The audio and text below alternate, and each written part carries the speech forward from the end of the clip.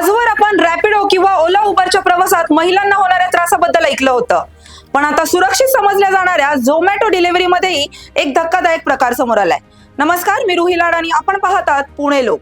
एक महिला आपल्या घरी जेवण ऑर्डर करते. डिलिव्हरी बॉय येतो, पण जेवण देऊन गेल्यानंतर त्याचा खरा तगाता सुरू होतो.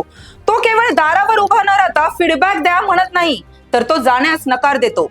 इतक्यावरच न थांबता नंतर थेट व्हॉट्सअपवर मेसेज करून फीडबॅक द्या म्हणून मानसिक छळ सुरू करतो. डिलिव्हरीसाठी दिलेला नंबर आणि पत्ता आता सुरक्षित आहे का? सेवेच्या नावाखाली ही कसली जबरदस्ती? हा केवळ फीडबॅकचा आग्रह नाही, तर महिलांच्या खासगी आयुष्यात केलेली अनपेक्षित घुसखोरी आहे. तंत्रज्ञान सोयीसाठी आहे, भीती घालण्यासाठी नाही.